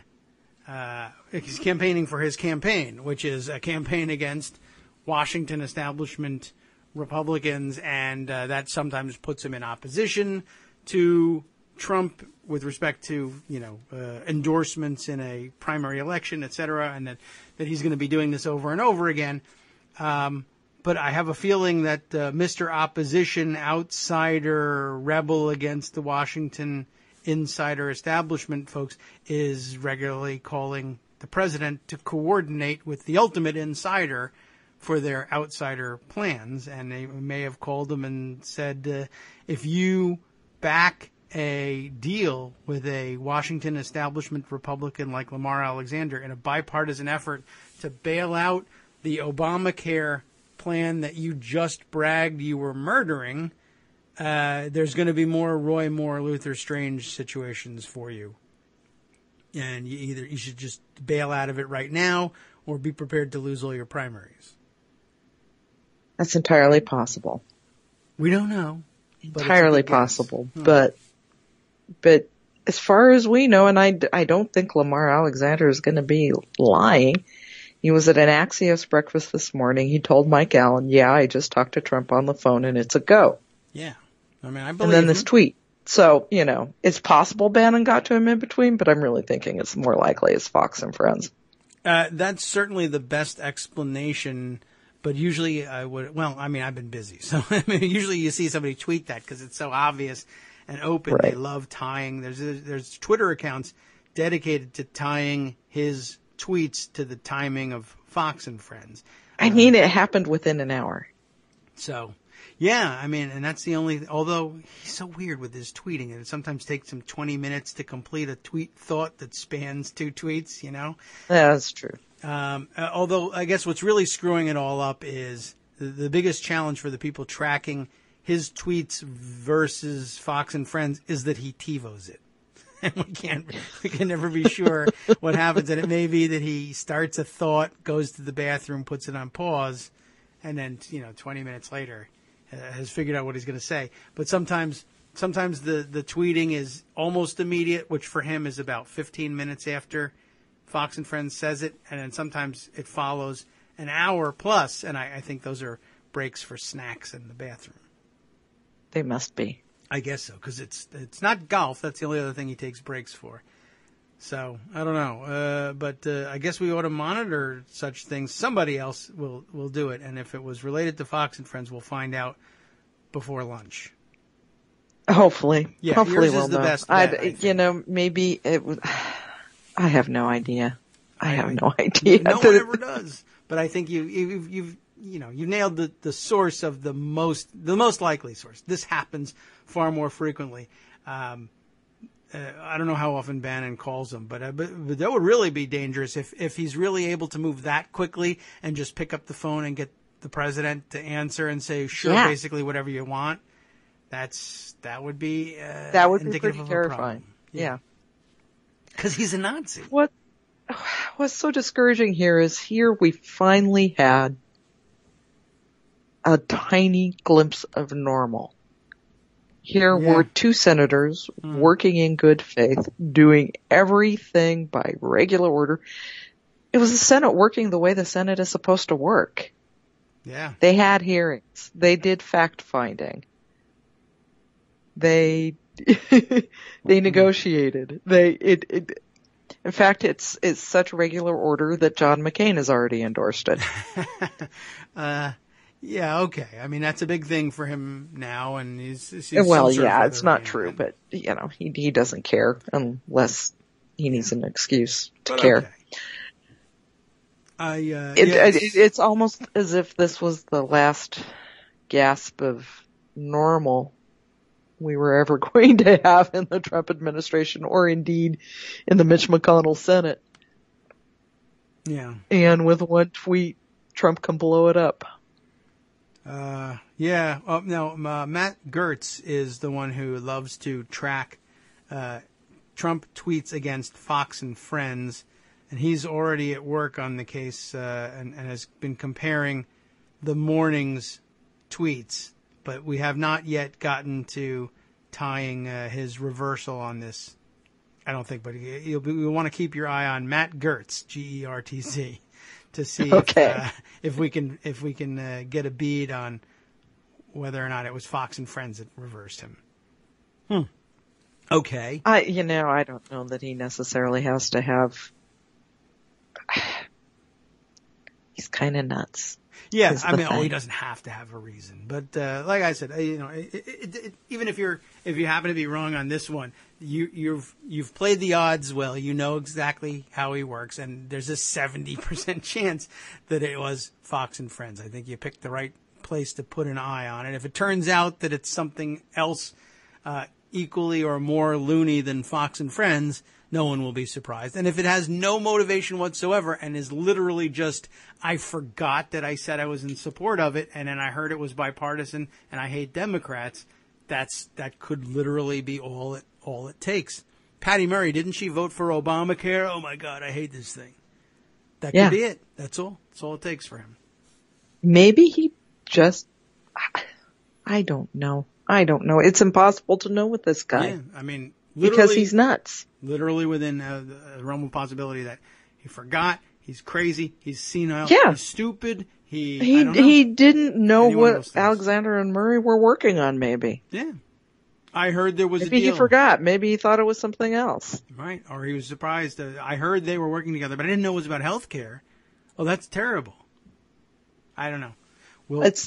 This also could be the first time, I mean, we're seeing more and more polling that we've seen all along that, Republicans are definitely going to own this, which is one of the reasons why I think Alexander worked so hard to get this done, and why I think there are Republicans considering it. This might be where finally they decide, okay, we just ignore Trump. Yeah. It's right. It's possible. I mean, he has in the past. They've ignored him and they've handed him legislation and he's signed it, like the Russia sanctions thing. I hate this, but I don't know. I like signing things. So I guess I'll sign it. It's entirely possible that they tell him, okay, we're gonna lose the house. Yeah, maybe. if we let millions of people lose their health insurance. So. Yeah, I mean, and this wouldn't necessarily be the case, but deciding so late to end the cost sharing reduction payments screwed up a lot of states. In many places, the insurers assumed that they were going to end, so they built in premium increases to cover that. Didn't happen in every case. So there are insurance companies in many states totally freaking out now. I saw BrainWrap, Charles Gaba, tweeting this morning that South Dakota is one of those states where they didn't account for it. They didn't think it was going to happen. And now the insurance commissioner is saying, sorry, you can't give us new rates. You can't adjust your rates. So what those insurance companies could do is just pull out of the market. Okay. If they can't adjust their rates, if they can't get those premium increases in to make up for this loss, then they can just leave, and probably will. And that's a lot of people losing health insurance. Now, here's a great backdoor for them. They could lock them in and say, not only you have to keep those rates as you submitted them, but you're not allowed to leave, and we're going to sell insurance across state lines finally, and the entire United States can buy it at the reduced rates. Thanks. That'll change their minds about things. There is a state lines thing in there. Yeah. And as a reminder, Obamacare allows, the Affordable Care Act allows insurance to be sold across state lines. There aren't any insurance companies who want to deal with that. It's allowed. It's just not done because it's too complicated for insurance companies. So your regular reminder. I think it's also worth clearing up some confusion. There's a new Kaiser Family Foundation poll. They do their monthly health survey. This one was on open enrollment and on the Affordable Care Act in general, and people are extremely confused. Nobody knows when Obamacare enrollment is going to start, and that's bad. It starts in 2 weeks on November 1st. Okay. People are not aware of that. People are not aware that this ending of payments, the cost sharing reduction payments, are not the same thing as the subsidies they are getting to pay premiums. Okay. Yeah, that is confusing. Those subsidies are still there. You can still get that help to sign up. What the cost sharing thing is pretty narrow, actually. It's reimbursement to insurance companies who are required by law to subsidize the deductibles and some other out-of-pocket expenses like prescription drugs for people at a certain level of income, for lower income people. It's a lot of people, but insurance companies still have to cover that. They're just going to do it by raising premiums elsewhere. But the premium hikes elsewhere are also going to be covered by the subsidies. So there is a band of people that are going to end up paying much higher premiums because of this, but most people are not. Okay. You can still get an Obamacare plan, and it can still be a relatively good deal for you. It still exists. Enrollment opens on November 1st. Re-enrollment in some states starts 2 weeks later, like California. Oh. But we're moving into that open enrollment period, and you can still get it, and you can still get deals, and you can still have it be relatively affordable. Well, that is good. It's, there's one of those, the political part of you thinks, well, I almost wish there was a clean break and everything was a disaster all at once, but the human part of you says, but people need insurance, and I don't want that, and I'm glad that we can actually get that. But, yeah, it was a problem when there was nobody trying to sabotage Obamacare to get people to realize that this was available to them and to make use of it. Now that the president has spent almost every waking moment screaming about it, and then coming on television yesterday and saying there's no such thing as Obamacare anymore. That will hopefully, that would confuse anybody who saw it. Hopefully, people who would be confused by such things didn't pay any attention to it and weren't watching that part of the news, if it was even covered where they were watching. But there's a lot of challenges here. But there are a lot of challenges. It's been an issue from the beginning because Republicans in the House kept having repeal votes. Mm-hmm. And the repeal vote would get a lot of attention, and people would think, oh, it's gone. So you'd have to make up for all of that, work extra hard in order to get the word out. And this was with the Obama administration trying to get the word out, making an effort, spending money on it, engaged. There were still a chunk of people who didn't think it was there. That chunk is going to be much bigger now. And it's uninsured people primarily who need it. Yeah. Oof. Well, maybe we can borrow a page from the NRA in this one. And the campaign right around the start of open enrollment ought to be, quick, get your Obamacare before it's banned by the government. Yeah. and then people will be, I can get myself one before the law goes into effect and lock it in before I'll be grandfathered at least for a year on these things. And that might work. I don't know. It seems to work all the time with, they're selling out of bump stocks. We can't sell out of Obamacare with this. I know. This is actually and good that's and will help you. If you could sell out of Obamacare, then that would stabilize the markets just like that.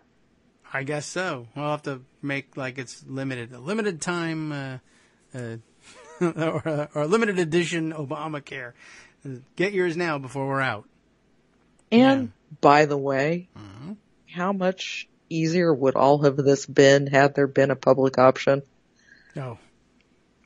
Yeah, let's bring that up again. Okay. Because if nothing else, this is clearly demonstrating how badly we need to really remake the system. Yeah. Well, we were right about that one, but We were right about Dang. that one. We've been right about that one for years. We That will doesn't- continue to be right about it until it actually happens. Right. Well, if you're having trouble, and you can't get health insurance, call Joe Lieberman and ask him for help. Yeah. Because he saved you from socialized medicine, everybody. Yes, he did. And now he he's only retired. did it because he was pissed. Yep. Boy, he's a lot more like Donald Trump than I thought. There's Yes, more of he these is. politicians out there than we originally may have accounted for. Well, we got rid of one of them anyway. I suppose it's possible to get rid of the other one. It's possible. Yeah, and I don't know. Maybe he'll do it for us. So that's all I can say. He's in trouble on many fronts. But, all right, so still not sure exactly what motivated him to do a 180 in the matter of, like, under an hour, I guess.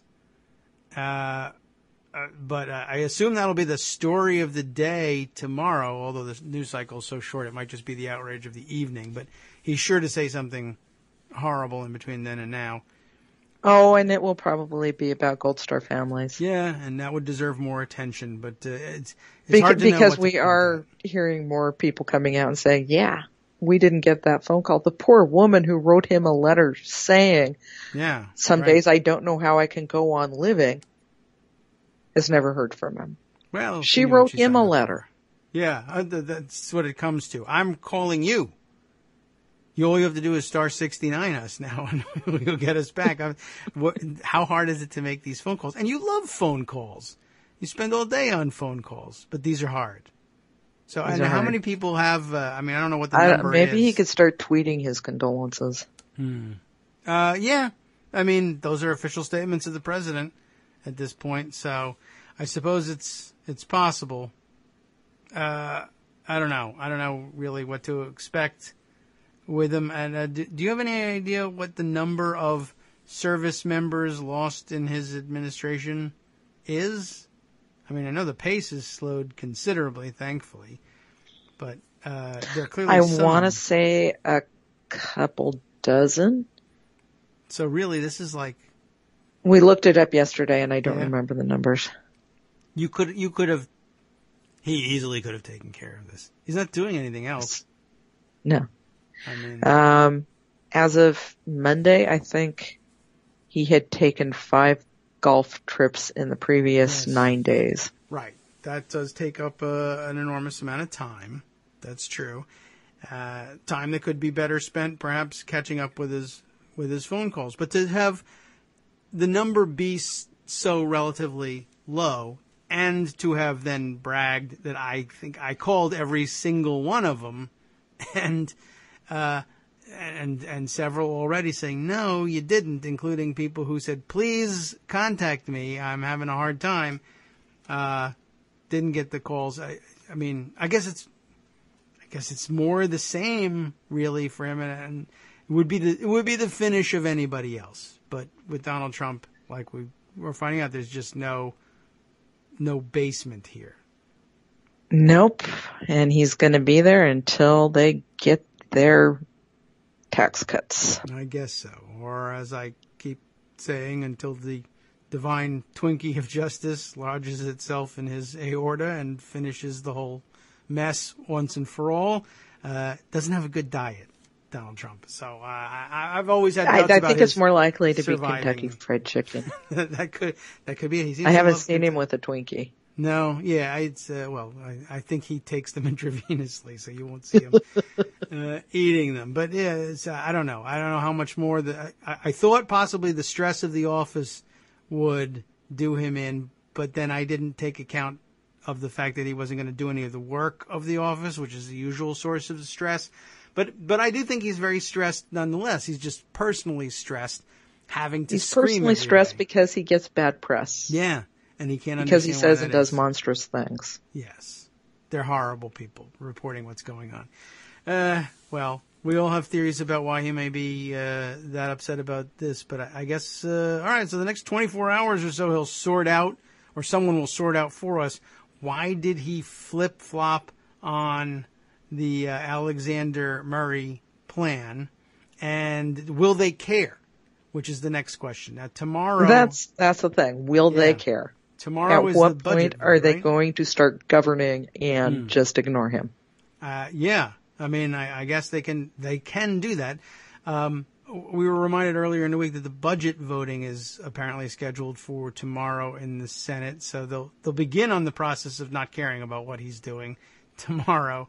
And then we'll see. Does Mitch McConnell take his Twitter rejection of this deal that McConnell's own senators worked out? Does he take it and dump the plan? Does he make room for it on the calendar? Is there a motion to proceed to it? Does the committee discharge it? Who does what? We'll find out in the next couple of days, I guess.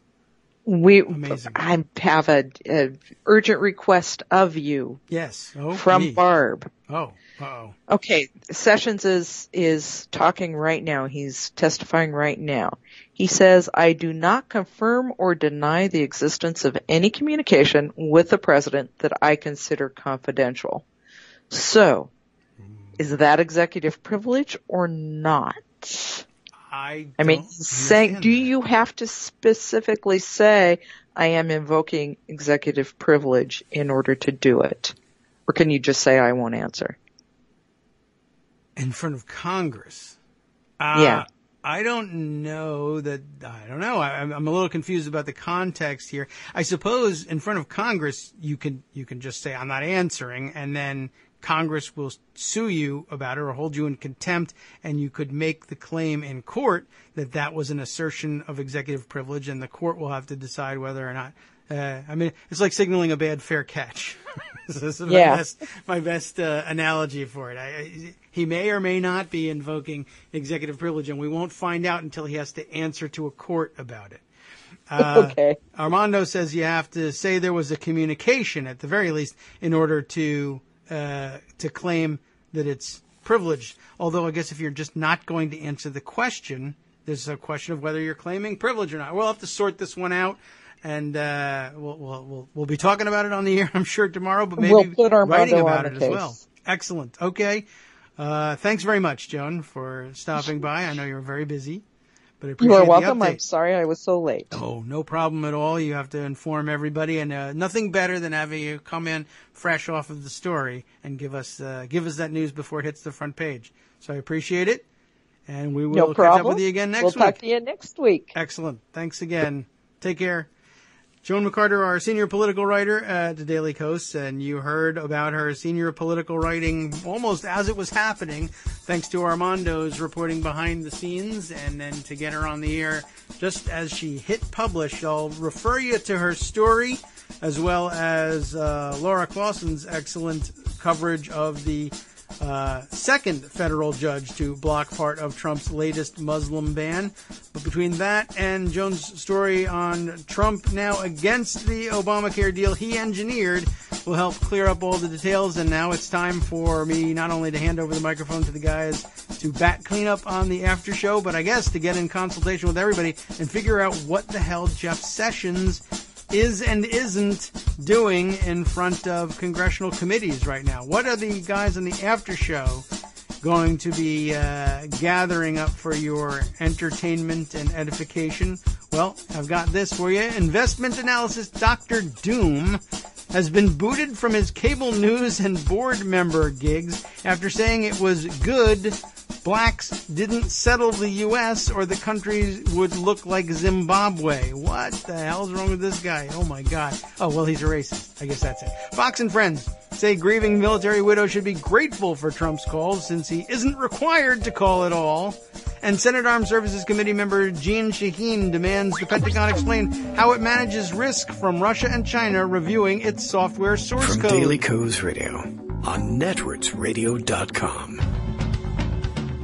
You have been listening to the Kagro in the Morning Show with David Waldman. Thanks for listening. Crazy day today. The last half of the after show coming up next. A visit, as usual, with Angela Marks, a.k.a. Angie in Washington State, for a political and world news roundup that she knows what she signed up for.